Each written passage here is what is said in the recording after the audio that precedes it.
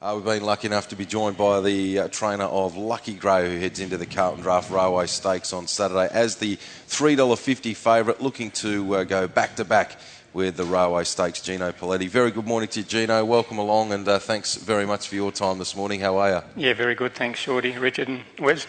Gino, we saw Luckygray work earlier on. He didn't seem to be out to make time. He did what he had to do and very relaxed out there on the track.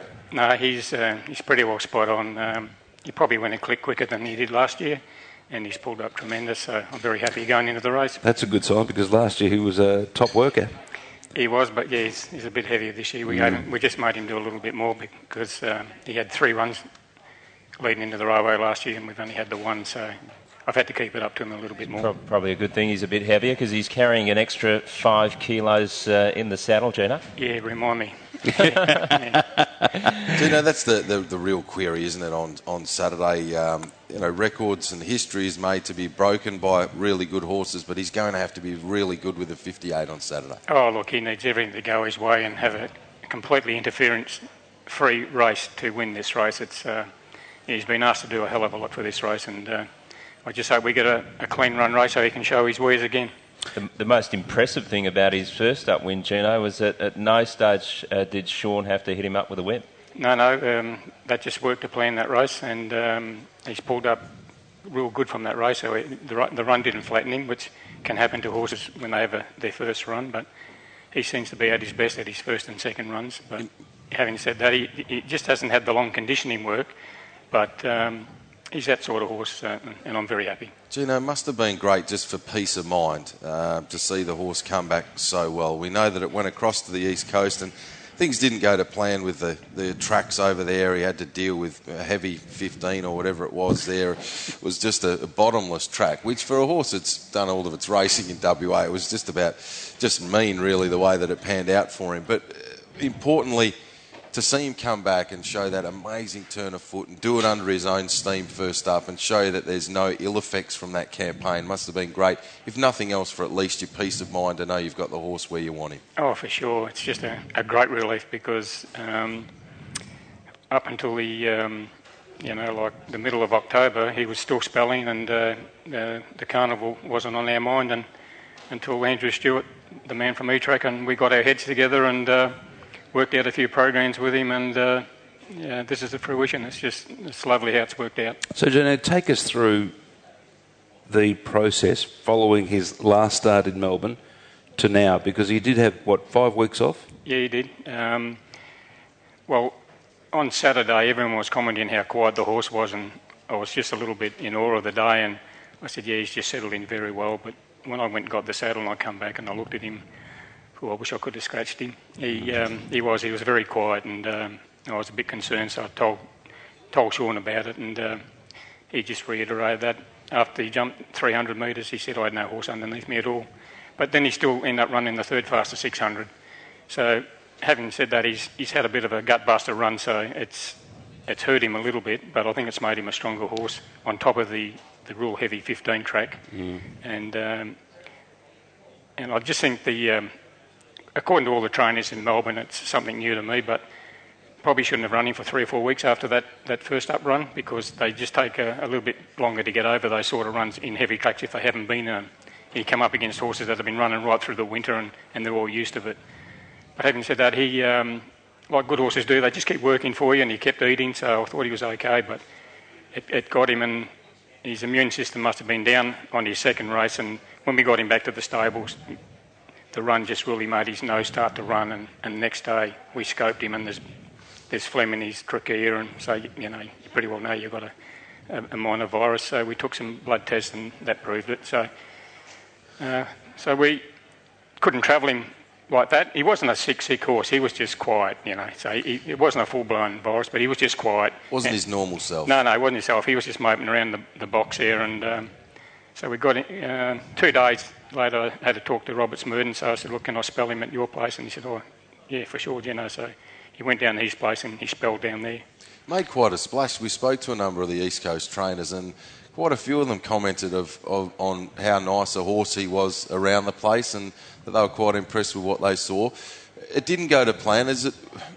has it made you want to go back and prove him and show them what he is capable of over on the East Coast in time to come? Oh yeah, not a matter of proving. I think he will, and definitely will be going back sometime in the new year.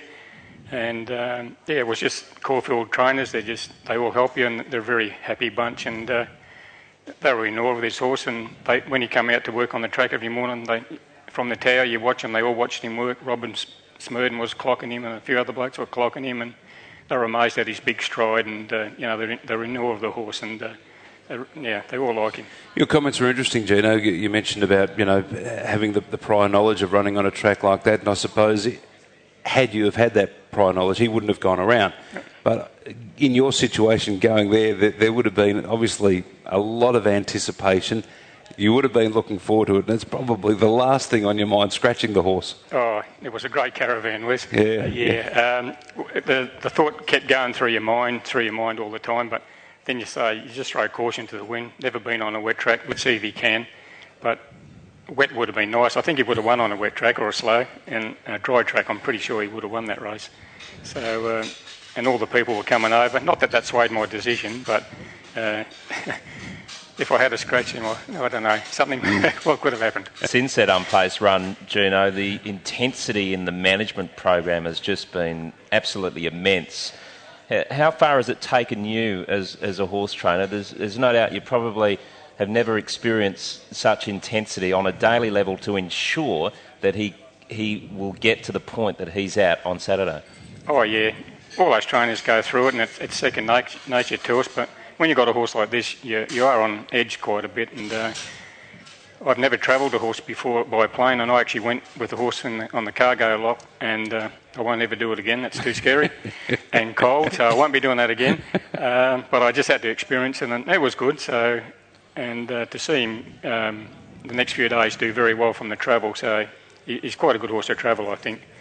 Were you on your own down there, Gino, with the horse? Was there anybody else down there with you? Oh no, you've got to have Richard Calthorpe, the bloke that travels the horses. Yeah, you get with him, and you take turns in looking after him. He lays down and has a sleep, and you stand up and look after the horses, because they tend to sit down when there's a bump or something. So someone's got to keep an eye on them all the time. Sure. Yeah. Geez, that's quite an experience. It's not something I've ever really thought about, but in the actual flying process for the horses, that'd be a pretty hairy sort of spot to find yourself in, I would have thought. Oh, it is, and it's not one of those big ones like they, overseas and that, where it's all temperature controlled and that.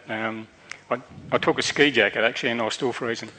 Sometimes it's a lot easier being an owner, just paying up, isn't it? Oh, yeah, that'd be lovely, yeah. Gino, going into the Railway Stakes, big swing in favour of Ranger compared to last year. We've spoken about the weight allocated to Luckygray, 58 kilos, but there's an 8 kilo differential between Luckygray and Ranger. Yeah, if you're doing your form, we can't beat the horse. I just put it down to last year I come through the back door and I got into the race by winning the Asian Bay, and I knew I was going to come in with 53 kilos. And in my own mind, I just knew nothing around the top weights could beat Luckygray last year. And we went into the race full of confidence.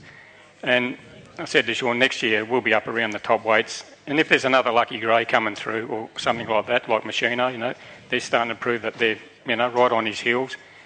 To give those sort of horses weight in this race where it's history shows you it's just so hard. This mile race here at Ascot is a very tough mile, and to carry this sort of weight. So he's got it all in front of him on Saturday.